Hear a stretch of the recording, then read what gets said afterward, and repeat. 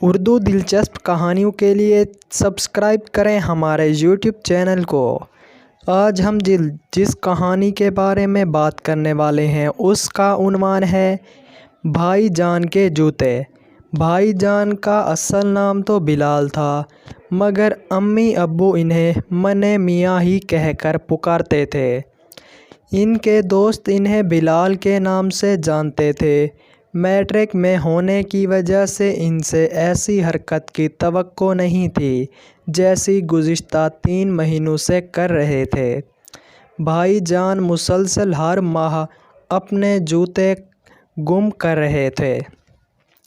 تیسری بار جب وہ جوتوں کے بغیر اسکول سے گھر آئے تو امی بے حد پریشان ہوئیں اور انہوں نے بھائی جان سے پوچھا۔ انہوں نے جو وجہ بتائی وہ امی سے مشکل ہی سے ہضم ہو پائی۔ رات کو سب ابو کے سامنے موجود تھے۔ ہاں منع میاں، بتاؤ آج جوتے کہاں گئے؟ ابو نے پوچھا۔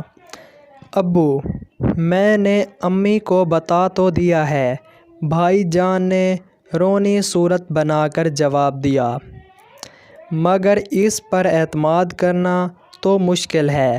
یہ کیسے ہو سکتا ہے کہ اسکول سے واپسی پر تم مسجد میں نماز پڑھنے گئے اور واپسی میں جوتے اپنی جگہ پر نہ تھے؟ ہر بار جوتوں کے گم ہونے کی تم یہی وجہ بتاتے ہو۔ اس مسجد میں جہاں تم نماز پڑھتے ہو میں اکثر وہیں نماز پڑھتا ہوں، مگر میرے تو کیا کسی اور کے جوتے بھی وہاں گم نہیں ہوئے؟ منع میاں اصل بات بتاؤ، ہر بار ایک ہی بہانہ نہیں چلے گا۔ جی ابو، بھائی جان ہکلائے۔ ابو نے اس کے بعد کچھ نہ کہا اور پھر ہم سب اپنے اپنے کمروں میں سونے کے لیے چلے گئے۔ دوسرے دن صبح ابو بھائی جان کے اسکول گئے اور پرنسپل صاحب سے مل کر انہیں ساری صورتحال بتائی۔ پرنسپل صاحب نے کلاس ٹیچر سلطان صاحب کو بھی اپنے کمرے میں بلایا اور انہیں بھی تمام صورتحال سے آگاہ کیا۔ سلطان صاحب نے اس بارے میں اپنے مکمل تعاون کا یقین دلایا۔ ابو مطمئن ہو کر وہاں سے دفتر چلے گئے۔ سلطان صاحب دوبارہ اپنی کلاس میں گئے تو انہوں نے خود بھائی جان کے پاس بلا کر بڑی آہستگی کے ساتھ جوتوں کے گم ہونے کے بارے میں پوچھا، مگر بھائی جان یہاں بھی بات گول کر گئے۔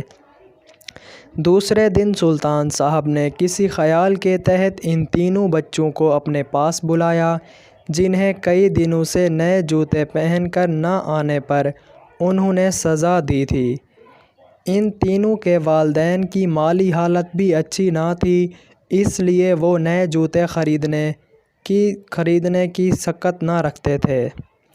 یہ بات سلطان صاحب کو بھی معلوم تھی، مگر اسکول کا نظم و ضبط قائم رکھنے اور بچوں کو صفائی کا پابند بنانے کے لیے انہوں نے ان بچوں کو سزا دینا ضروری سمجھا تھا۔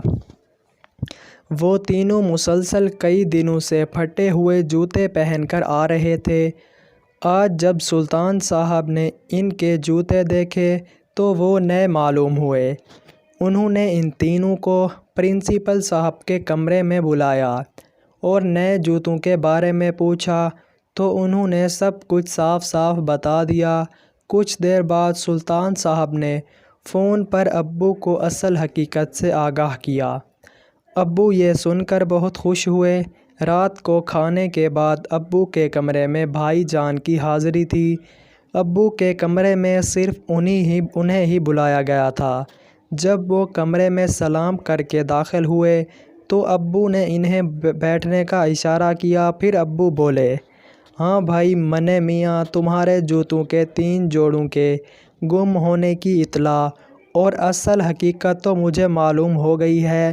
ابو نے کہا اور کچھ دیر سانس لینے کے لیے رکے۔ جی وہ ابو، بھائی جان نے کچھ کہنے کے لیے اپنا منہ کھولا۔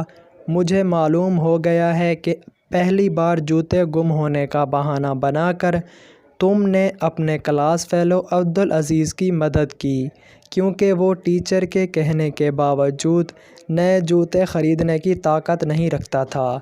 دوسری بار یہی تجربہ تم نے اپنے دوسرے ساتھی مدثر کے لیے کیا، اور اس بار یہ کام تم نے اپنی ایک اور ساتھی شاہد کے لیے کیا۔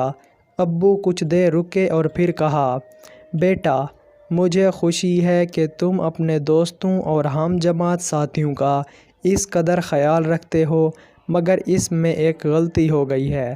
وہ کیا؟